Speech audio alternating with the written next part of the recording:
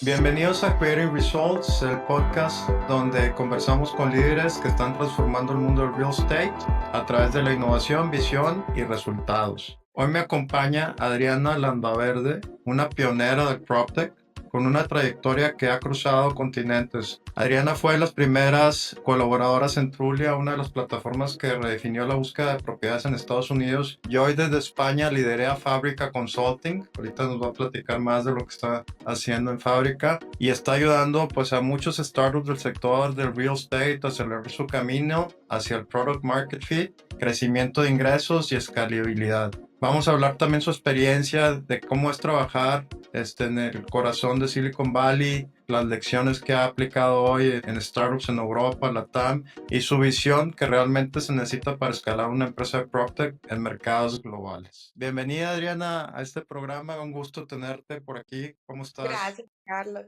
Encantada. Buenísimo. Oye, Adriana, pues mira, me gustaría empezar platicándonos un poco de ti, de dónde eres, cómo llegas a este mundo del real estate y cuál fue tu camino. Sé que también estudiaste en una universidad muy prestigiosa que es Stanford.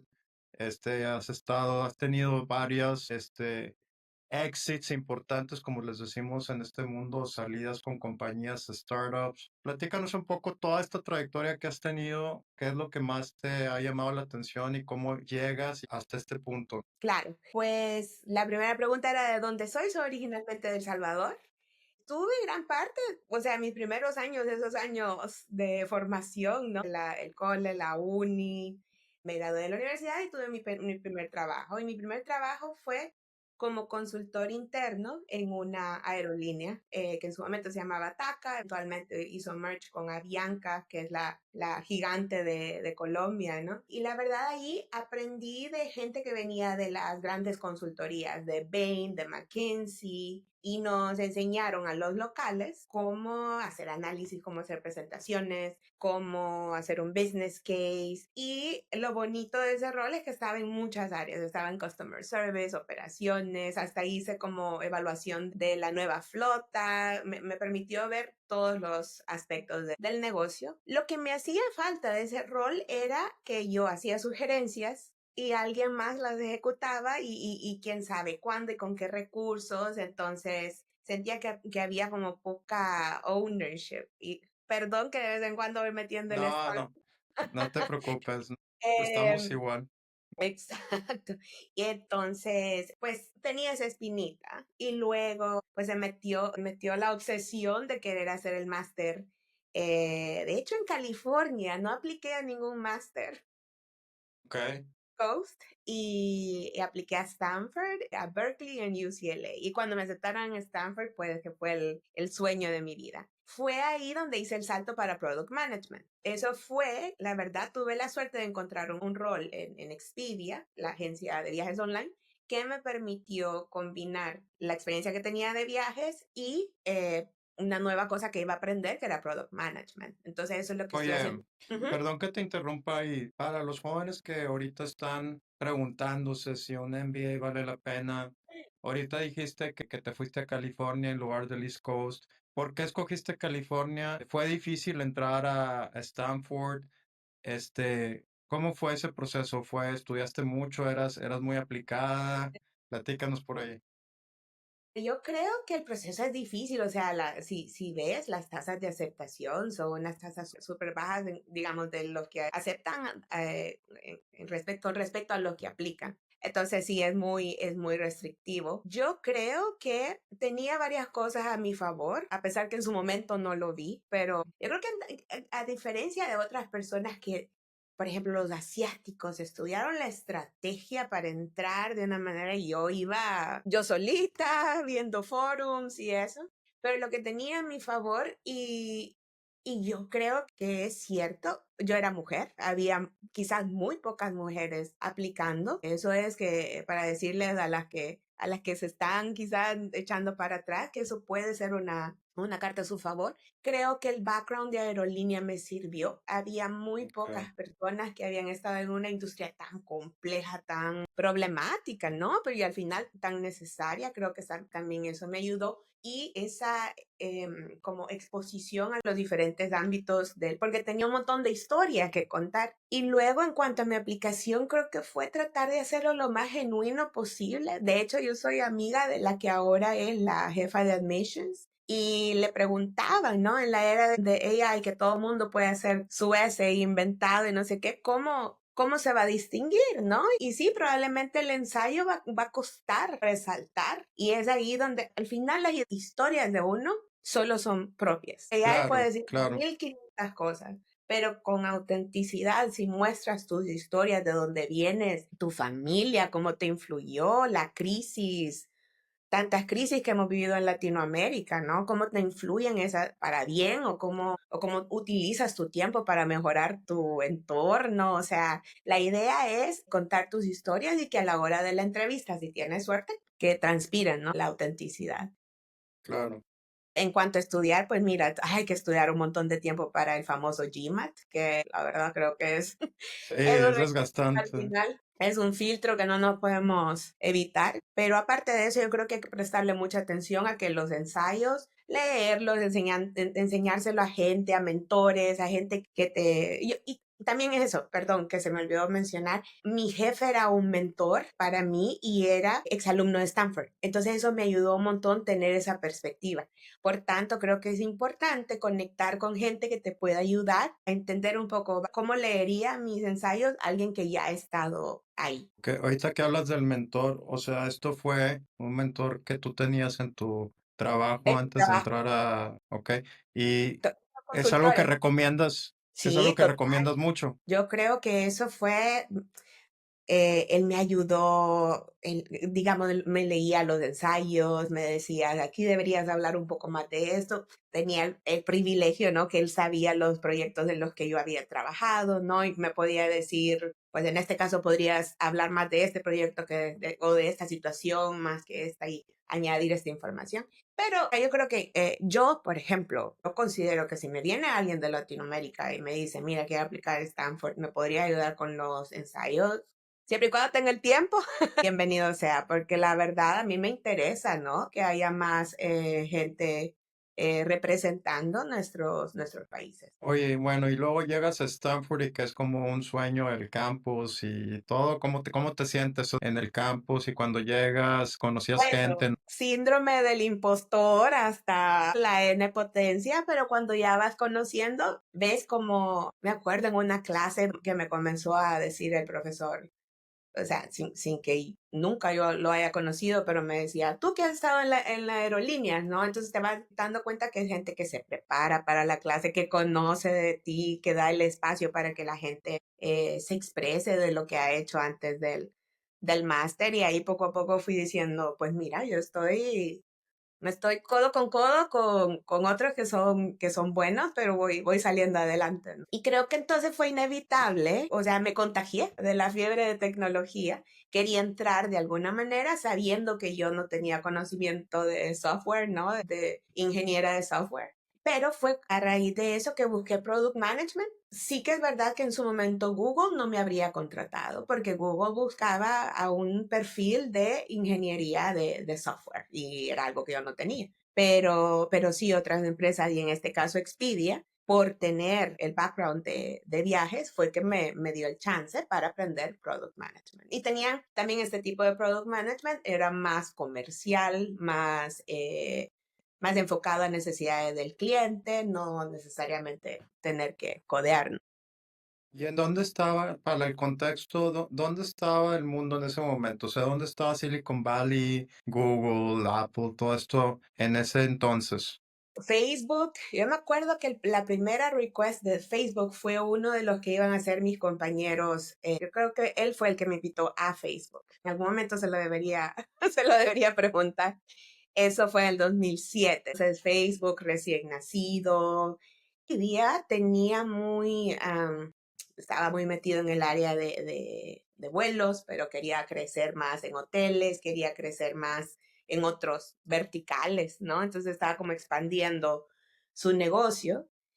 Y luego, en el 2008 y luego 9 fue crisis financiera fatal. O sea, Horrible. eh, en el 2008, creo que fue en octubre, ya no me acuerdo. Sí. Y ahí fue cuando mis compañeros que iban a regresar a Lehman les quitaron sus ofertas porque ya no había dónde regresar y eso. Y de mi clase, cuando en clases anteriores se graduaban 70% ya con trabajo, en mi clase era lo contrario, 30% se graduó con trabajo y el otro 70% pues a buscarnos la vida, ¿no? Y es así como llegué a las startups. Yo pensé que iba a irme por el camino de Expedia, pero luego al que ocurrió la crisis financiera, pues que estaban congeladas todas las nuevas plazas. Entonces, esa crisis afectó, digamos, a los grandes, no afectó tanto a las startups. Y ahí fue que entonces yo hice ese salto, que ni tenía idea de la compensación de equity, qué significa equity, qué son opciones, ni idea, ¿no? Tener que aprender eso desde cero. Pero la verdad fue de esas cosas que tú dices, la vida te va llevando, ¿no? A uno intenta, pero hay momentos que la vida te direcciona, ¿no? Y creo que ese fue uno de los que yo dije, bueno, pues qué bien esa movida, porque la verdad, ningún interés en volver a una empresa así tan grande, con todo el respeto del mundo, ¿no? Pero a mí me gustó un montón el tema startups. Oye, qué padre. Y como dices tú, creo que esa es una enseñanza que lo he escuchado también de gente que platica. Hay mucha gente que dice, oye, es que necesito encontrar mi propósito desde ya, y está traumado porque no sabe a dónde va cuando es joven. Pero también hay gente que dice, oye, solo deja que la vida te vaya llevando, obviamente actuando y haciendo tu trabajo y tu parte, ¿no? De la vida, pero luego te topas con ciertos momentos que no pensabas o yo no sé, es por ejemplo, ahorita que nos platicas de cómo haces el cambio de estar en la industria, pues digamos, de viajes a la industria de real estate. No sé si eso lo pensaste o llegó por casualidad. No, no creas que fui estratégica. Yo estaba en una empresa eh, que hacía, ay, ¿qué te puedo decir? Como de tus fotos, hacía libros o ves que en Estados Unidos se mandan un montón las tarjetas esas de graduación o del anuncio que ha nacido tu bebé y eso. Entonces hacíamos todo eso. Una empresa pequeña, éramos como unos 60. Al cabo de un año sentía que yo no pegaba con la cultura. No era que no me gustara el tema startup en sí, sino que el jefe lo sentía muy micromanager. Y no era mi estilo. O sea, hay también cosas que te van bien y cosas que no te van bien. Y en ese caso, pues no era mi estilo. Y ahí comencé. También estaba como en el área más, en los vecindarios más de familia, ¿no? Alrededor de Stanford y eso. Y me quería ir a San Francisco porque ahí iba a ver, yo estaba bien joven y ganas de salir de fiesta. O sea, no quería quedarme con los que tenían hijos, con los que en aquel entonces tenían la edad que yo tengo ahora. Y entonces me moví para San Francisco, eso fue como el requerimiento principal. Y luego que te voy a decir, de real estate no tenía ni idea, ninguna. Pero vi que había gente que se había graduado de Stanford ahí y aparte que los fundadores eran de Stanford. Entonces yo decía, mira, al menos me van a dar la entrada, ¿no? Y luego mi jefe, el que al final fue mi jefe, este venía de Harvard, pero me entrevistó de una manera tan pragmática, me encantó, o sea, sin importar mucho que yo hubiese trabajado antes en bienes raíces ni nada, me comenzó a hacer como un checklist. Me decía, has hecho esto, has hecho esto, has hecho esto, sin importar mi título ni nada. Y claro, yo hablaba de cosas que quizás había hecho hasta en TACA, en mi empresa antes del máster, ¿no? Y las había hecho. Y entonces, pues, dado su approach a contratar, pues lo logré, ¿no? Porque sí hubo fit. También el hecho que me entrevistaran ahí, así me gustó, porque se veía que era gente que era como más ágil, más pragmática. Y eso fue cuando estabas aplicando para Trulia. Exacto, cuando estaba aplicando para que me entrevistó entonces el que era en su momento director de producto. Ok. Y por ser un marketplace, entonces tenía la división de los que se enfocaban en el consumer y yo entré a la división de los que nos enfocábamos en los realtors, en los Sí. agentes. Y teníamos, imagina, teníamos dos productos con los que habían logrado cierto número de que fue en octubre, ya no me acuerdo. Sí. Y ahí fue cuando mis compañeros que iban a regresar a Lehman les quitaron sus ofertas porque ya no había dónde regresar y eso. Y de mi clase, cuando en clases anteriores se graduaban 70% ya con trabajo, en mi clase era lo contrario, 30% se graduó con trabajo y el otro 70% pues a buscarnos la vida, ¿no? Y es así como llegué a las startups. Yo pensé que iba a irme por el camino de Expedia, pero luego al que ocurrió la crisis financiera, pues que estaban congeladas todas las nuevas plazas. Entonces, clientes, ¿Cuánta lancé un gente producto. había más o menos en la empresa en ese Mira, más momento? o menos como 70 también, entre 70. Ok. 70 y 90 quizás. Muchos de ellos en el área de ventas. O sea que el equipo realmente de tecnología era pequeño. Éramos dos PMs, el director de producto, en el área siempre de agentes, ¿no? También era una organización similar del lado de consumer. Dos PMs, un director de producto, un director de ingeniería y unos, ¿qué te puedo decir? Unos 8 ingenieros como máximo y una diseñadora. Entonces, creo que la cultura de Trulia fue extraordinaria. A veces hasta me cuesta articularla, pero cada vez que hablo con alguien es que siempre como que con mis compañeros, ¿no? Siempre decimos que era extraordinaria y replicarla cuesta. ¿A qué te refieres? ¿Cómo era muy divertida lo que vemos en Google y así? ¿O era diferente?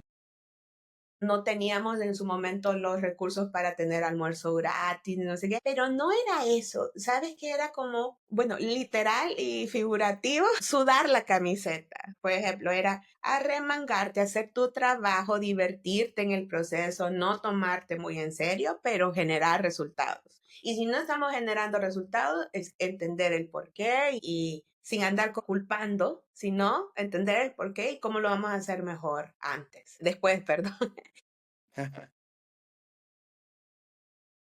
El otro aspecto quizás era, yo creo que no, un beneficio de hecho fue que el director de ingeniería, que de hecho terminó siendo, ya cuando se los había comprado, terminó siendo general manager. O sea, para decirte que tenía una parte de su cerebro súper comercial, de que él no solo quería lanzar código, él quería que creciera el número de clientes, que creciera el revenue, que creciera Trulian, ¿no? Entonces eso para mi jefe le hacía, como por consecuencia para nosotros los PMs, nos hacía la vida mucho más fácil porque no era alguien que quería hacer como la arquitectura perfecta del web, sino lanzar algo con lo que pudiéramos en el más corto tiempo posible comenzar a tener resultados, ¿no? Entonces eso la verdad nos ayudó un montón. Y sí, yo creo que volviendo a lo de la camiseta, solo como anécdota, terminé coleccionando, imagínate, como unas 10 camisetas de Trulia de cada proyecto, de cada milestone. Hasta hicimos una de un ticket de Jira que nos tardó como 6 meses resolver porque era complicadísimo y pasó en tantas manos que todos los que tocamos ese ticket, que estábamos de Watchers, nos hicimos la camiseta con el código del ticket. O sea, era algo que al final le encontramos el propósito al trabajo. No era nada Muy más. emocionante, me imagino, ¿no? Como que muy emocionante lo que estabas viviendo. Y para los que no saben qué es un product manager, que es la posición que creo que tenías ahí, ¿qué es lo que hace un product manager para una compañía en crecimiento como Trulia? Cuando hablas de resultados, háblanos un poquito de qué esperaban en crecimiento y qué fue lo que pasó, ¿no? Sí, mi objetivo era un crecimiento del 100%, ¿no? Wow, Porque era una empresa wow, pequeña. Entonces aquí hay de apostarle a crecimientos sustanciosos, ¿no? fuertes. Al final pasan o no pasan, pero apostarle a crecimientos importantes. Sin que eso fuera, no parecíamos gallina corriendo por la granja, ¿no? Sino que era con orden, con enfoque y demás. Con inteligencia, Exacto, exacto. paciencia, visión. Y organizados entre todos. O sea, cuando trabajábamos en algo, estaba marketing, producto, ingeniería, ventas, trabajando en lo mismo. O sea, no estábamos trabajando queriendo trabajar en mil cosas a la vez. Entonces, uno de los ejemplos, te voy a dar 2 ejemplos de proyectos en el que estuve. Teníamos un paquete de número de listings, número de propiedades que íbamos a feature en la página de resultados. Y entonces el paquete tenía, imagínate, la versión más básica tenía 10 propiedades, la versión de en medio tenía, yo qué sé, hasta 30 propiedades y la versión siguiente, el platino, tenía casi que 100 propiedades. Y para los precios en que estábamos cobrando en aquel entonces, que estábamos regalando básicamente las page views, ¿no? Y entonces uno de los proyectos iniciales fue, es que vamos a analizar cuáles son los números, cuáles son los thresholds que de verdad deberían tener estos paquetes. Vamos a cambiar un poco el pricing. Tal vez vamos a lanzar un cuarto que más allá del platino, que nos permita ofrecérselo a otro tipo de agente inmobiliario, ya no necesariamente el individuo, sino que los grupos de agentes inmobiliarios que sí tienen más propiedades, etcétera, etcétera. Entonces, si ves, no es un lanzamiento de funcionalidades, sino que es reempacar lo que ya tienes, tal vez lanzar un poquito de cosas nuevas, pero reempacar lo que ya tienes para sacarle más valor, para extraerle más valor. Y obviamente no afectamos mucho a los clientes que ya estaban en ello. Con el chico de marketing, pues decíamos, los vamos a dejar en este plan que adquirieron por al menos un año más y si no es necesario no los movemos, ¿no? Pero la idea es que el nuevo revenue estuviera ya mejor optimizado. Y luego otro proyecto fue ya cuando, imagínate, eso fue como en el año 2, que cuando yo entré sobre el website, sí, porque eso también era lo que estaba pasando en el mundo, ¿no? La adopción del smartphone, viniendo de la BlackBerry, cuando yo estaba. Creo que eso era lo que se estaba comenzando, lo que se estaba usando cuando yo estaba en el MBA. Ya comenzaba la adopción del iPhone un montón. Entonces, que comenzamos a sacar las apps.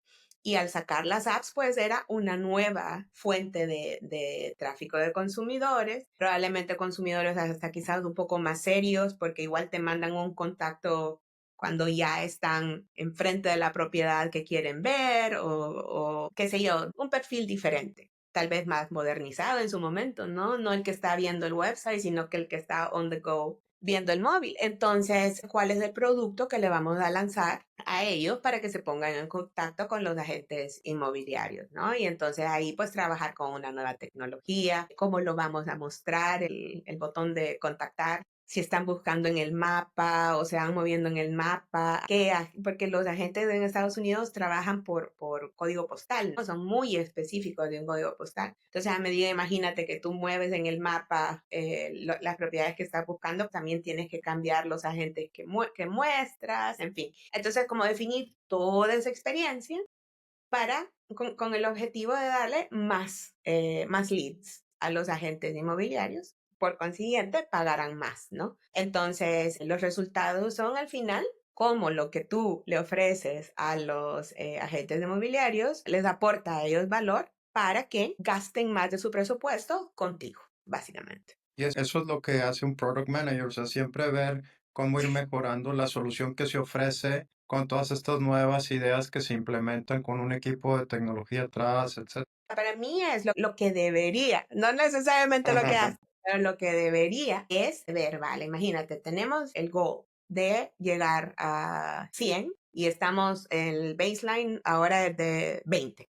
Entonces, este gap, ¿cuáles son las hipótesis de cómo vamos a llenar este gap? Y luego ir experimentando con diferentes cosas para ir poco a poco cerrando el gap, ¿no? Este tipo de product management es muy comercial. No te voy a decir que es lo usual, pero me atrevería a decir que quizás es lo. Y te voy a decir que no es lo usual porque yo comencé a ver otro tipo de product management al moverme a España, moverme a UK. Entonces yo creo que lo que es que a veces en estos mercados que no fue donde se concibió, ¿no? La función de product management, a veces hay como unos malentendidos y no sé qué, pero yo sí creo que en el Silicon Valley esa quizás es la gran diferencia, el hecho de ser responsable de resultados comerciales. Los que sean, crecimiento de clientes, crecimiento de revenue, también puede ser disminución de costos, aumento de la productividad interna, para no tener que crecer en número de gente, sino que llevar los costos estables, dependiendo de la misión que se te delega, pero la intención es generar ese tipo de resultados. No es nada más lanzar soluciones, ¿no? Porque si nadie las adopta, nadie las utiliza y no se traduce en resultados comerciales, pues no es suficiente, ¿no? Oye, ¿y cuánto tiempo estuviste en Trulia? 4 años. 4 años. Vi la IPO, estuve involucrada también en la IPO, la verdad, súper interesante porque en su momento llega que era como directora de finanzas y me dice, yo necesito que me ayudes a entender los números de crecimiento de clientes. ¿Cuántos estamos añadiendo? ¿Cuántos estamos upselling? ¿Y cuántos estamos perdiendo? Y yo, "Ay, pero es que tampoco tengo los datos al alcance, Tan, ¿no?" Y me tan acuerdo, frescos. exacto, me acuerdo que me tuve que hacer unos mis cursos de SQL, o sea, me tuve que poner el sombrero técnico como no teníamos ningún interface, digamos, que nos ayudara a ver esos datos más sencillos, pues tuve que ganar esa habilidad, ¿no? De SQL. Y luego trabajé un montón con un ingeniero que me daba acceso a la database, a una copia de la database, porque no me quería meter yo en líos.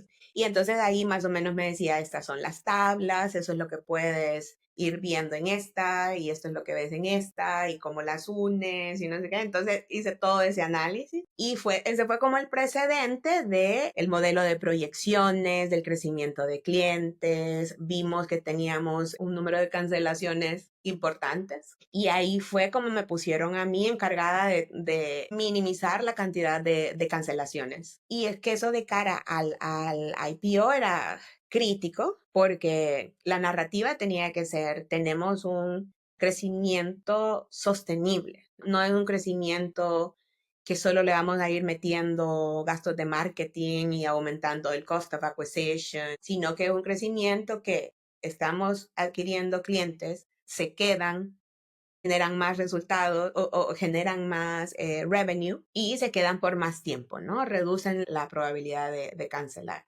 Entonces trabajaba con la directora de finanzas porque ella tenía que poner eso en el documento, ¿no?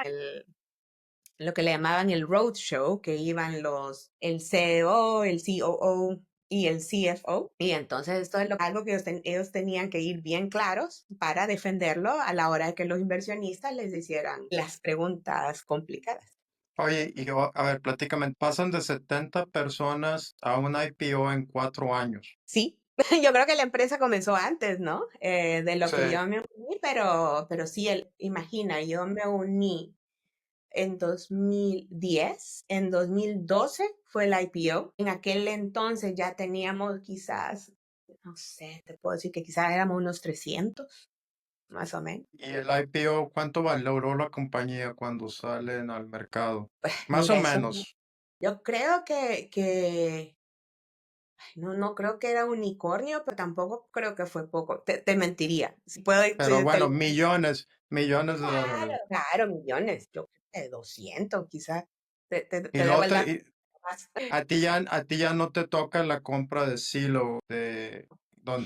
No, yo me fui a la que ya, diga, o sea, me pasaron dos cosas. Me hice ciudadana americana y ya tenía el pasaporte, entonces ya podía ir y venir. Y ya la cultura de la empresa había cambiado y no necesariamente había empeorado, pero los incentivos eran más cortoplacistas. Eran o sea, de cara a eso, ¿recuerdas lo que te decía de goles ambiciosos y de long-term vision? Ahora había mucho más precaución de no añadir complejidades porque tenemos que mostrar el siguiente investor update, y entonces como viene en 3 meses, ¿no? Pues tenemos que enfocarnos quizás más en adquisición, en acciones rápidas de adquisición. Y claro, el trade-off ahí, no necesariamente incorrecto, pero un trade-off es que si adquieres mucha gente de golpe, es que eso te saca de control la retención, porque no sabes el perfil de clientes que has adquirido, probablemente lo hiciste con una promoción o yo qué sé, ofreciéndole algo que no necesariamente íbamos a ser capaces de cumplir, ¿no? Entonces, como fueron cambiando los incentivos, yo estaba más a cargo de retención, sentía que se acababa el ciclo. Y en 2014, un par de años después del IPO, fue que ya me vine para Barcelona. Y ese cambio que hiciste de país, después de haber obtenido la ciudadanía americana tan codiciada por mucha gente en el mundo, y haber también, o sea, entrar al mundo de Silicon Valley, que pues, realmente es algo que mucha gente pues sueña, ¿no? ¿Por qué decides hacer este cambio a España? Yo creo que mi mamá me decía exactamente lo mismo, que no lo podía entender. Yo creo, mira, como te decía, se me iba a cerrar el ciclo en Trulia. Ya era lo que pensaba. Entonces decía, puedo buscar otra empresa aquí, pero la verdad es que no tenía muchas raíces. Mis papás estaban en El Salvador. Creo que tenía una hermana en San Francisco. No sé si ya se había movido, estaba como a punto de moverse, pero tampoco tenía tantos lazos y siempre me había llamado la atención España en particular y Barcelona en particular. Y entonces dije, pues mira, ya que puedo, voy a probar suerte y si no, pues me regreso, ¿no? Te voy a decir completamente honesta, no fue el cambio mejor profesionalmente, porque sí fue un shock para mí la diferencia, ¿no? Y de un rol que ya estaba casi que asumido, que la gente le gustaba product management, que había mucho caché en ser product management. Y vienes de aquí, la verdad había muchas preguntas y por qué son necesarios, y no sé qué. Y entonces sí fue un poco complejo. Ahora, me habría regresado, pero yo creo que compensó el hecho de un estilo de vida diferente, una mayor del consumismo, que no paran. Capitalismo. Exacto, una manera diferente de vivir aquí, mucho más apreciación por las cosas más simples, ¿no? La siesta, las comidas largas, no sé qué. Entonces, ¿Te identificaste más como la gente latina de tu familia, de El Salvador, en perdona, ¿a qué te España? refieres? ¿A que se parece más la cultura española a la cultura latina en ese sentido, de apreciar más las relaciones con la gente? Yo creo que tanto en El Salvador como en México tenemos tanta influencia de Estados Unidos que quizás se pega, pero sí, probablemente eso es que quizás volver a uno a apreciar las cosas Simples. simples de la vida. Para decirte, a mí quien me llevó a esta empresa que se llama eDreams fue el fundador. Y la verdad se lo agradezco un montón, pero es que él ya iba casi de salida de su propia empresa y bueno, sentí que era como un momento. Yo creo que eso fue un momento de mucho politiqueo. Y entonces es que ahí dice, ¿y a quién le hago caso? ¿No? ¿Quién es el que me va a dar a mí? ¿Cuáles son las prioridades? Y eso Ujú. del negocio, porque hubo mucho cambio de leadership. Pero a la que salía yo del trabajo y me iba caminando a la casa, es que era, o sea, me volví a enamorar de Barcelona y dejaba atrás. Pero claro, no iba a ser no iba a ser para largo, fue algo que duró poco, 2 años, y luego ya se convirtió en una conversación con el que ahora es mi esposo, porque habíamos estado a larga distancia por muchos años, por 6, y ya era que teníamos que poner algo en serio, ¿no? O si no, decidir. Y ahí fue que él estaba en Londres. Y ahí fue que yo me fui en Londres encontré muchísimas más oportunidades, hice el salto para FinTech, que creo que se complementa un montón con real Con real estate. estate. Siento que me gustó, ¿no? Porque a ver, que real estate es otro tipo de activo. Entonces, Claro, claro, y de inversión, ¿no? y de inversión, entonces me metí a uno que le dicen robo-advisor, que es como una empresa de inversión que te permite invertir tampoco como 500 pounds. O sea, no necesitaba invertir miles o 10 miles. Y la verdad creo que fue para mí, primero, el aprendizaje de la industria, lo regulada que estaba, porque eso no lo experimenté en Trulia tanto como lo experimenté aquí. Súper regulada y con una regulación que yo no conocía, que es la inglesa, ¿no? Entonces tener que aprender todo, muchas cosas tenía que aprender al mismo tiempo. Entonces fue como un poco, no sé, como un poco overwhelming, ¿no? Todo el cambio, pero al final también me ayudó a mí a resolver mis temas de finanzas personales, de cómo comenzar a invertir, ¿no? Porque yo tenía que aprender esto para ayudarle a gente como yo que quería comenzar a invertir. Fue el conocimiento en la industria, pero también fue como una época de desarrollo propio que ahora lo valoro un montón. Yo antes no me planteaba invertir o sea, nunca lo había visto como algo que era para mí, ¿no? Y ahora esa narrativa ha cambiado diametralmente. En Londres estuve por 5 años, varios de esos en fintech, más que todo del lado de consumer y más que todo del lado de inversión. Estuve trabajando en otro robo-advisor, pero más enfocado en temas de sostenibilidad, de que tu portafolio fuera un portafolio diversificado, pero o sea, que no invierta en British Petroleum o que no invierta en solo corporate governance, sino que de verdad invierta en energía solar, en manejo de los desperdicios, etcétera. Entonces, eso pues fue otro tema interesante y luego al final también como contratista,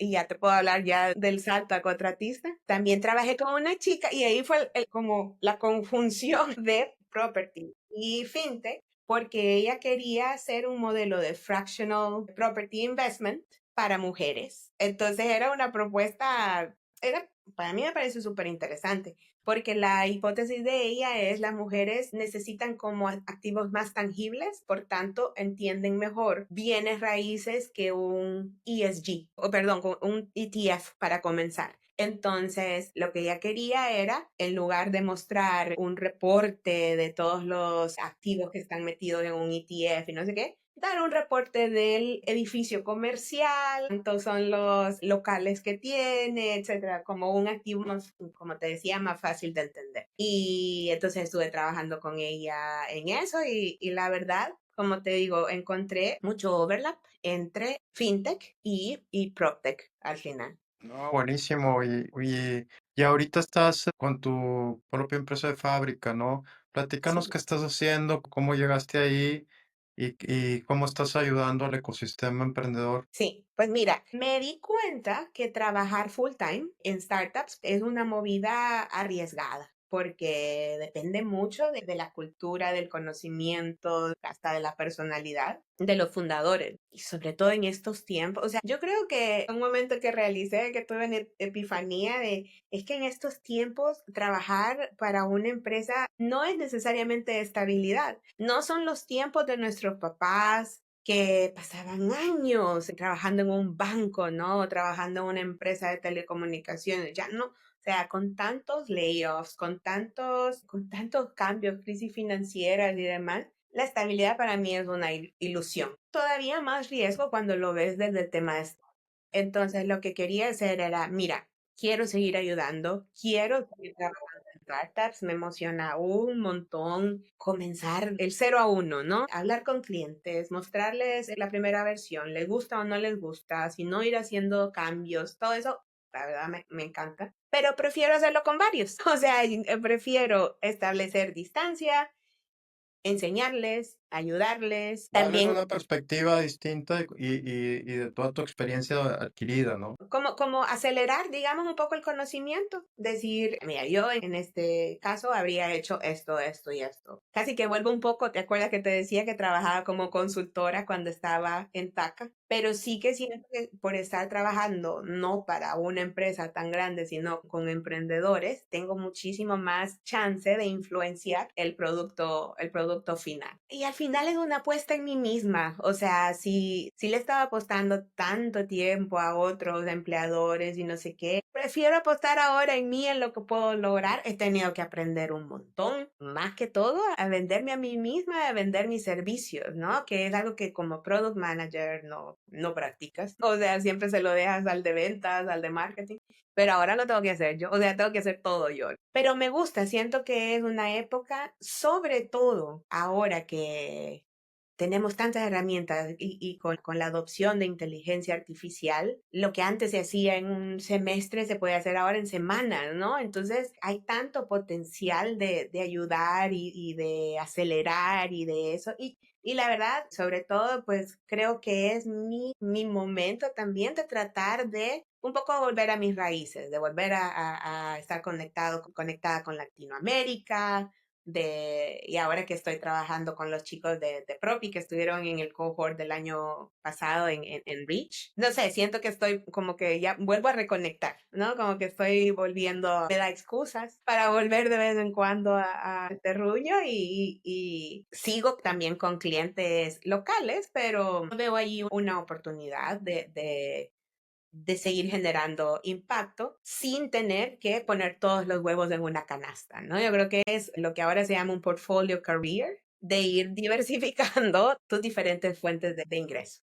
No, buenísimo. Te felicito por toda tu trayectoria profesional. Pues quiero Gracias. también agradecerte que estás, pues ahora también ayudando a gente que está en el portafolio del fondo que represento en LATAM, que es Reach, el fondo de PropTech, Real Estate Tech, y que es muy necesario, ¿no? Para los jóvenes que andan en el día a día, lo que le llaman a veces acá en México la ceguera de taller, ¿no? Que a veces estás tan enfocado y tan en tus cosas que no ves una perspectiva diferente y es muy importante y muy valioso tener algún mentor que te diga, oye, mira, yo lo estoy viendo por otro ángulo, etcétera, y puede ayudar a, como dices tú, a acelerar el éxito de las empresas, disminuir su riesgo, etcétera.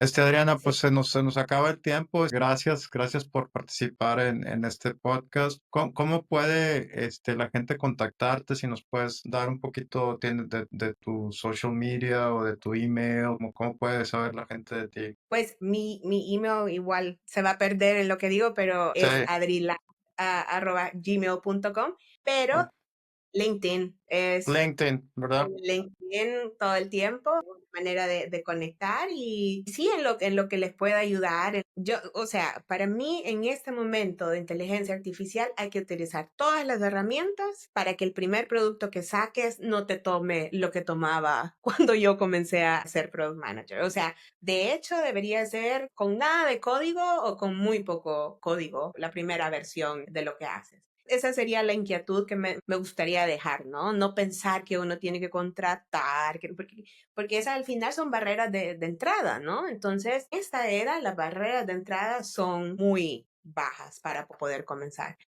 Encanta lo que estás diciendo porque eso equipara ya a países en desarrollo como los de Latinoamérica o Exacto. Asia, África, con los países desarrollados, ¿no? Ya todos tenemos conexión a internet o a acceso a un smartphone, etcétera. Entonces, y ahora con AI, como dices tú, al alcance de tanta gente, creo que es un gran momento como para despertar y decir, oye, sí puedo competir con los grandes, ¿no? Exacto, exacto. Sí, y comenzar en pequeño, pero soñar en grande, ¿no? Al final, Claro. yo creo que el mundo es un pañuelo y solo hay que ir como quebrando paradigmas. Buenísimo. Muchas gracias por tus consejos, Adriana, y pues nos vemos pronto. A ti por la oportunidad. No, buenísimo. Que tengas un excelente día. Vale, que vaya bien, Carlos. Gracias. Hasta luego.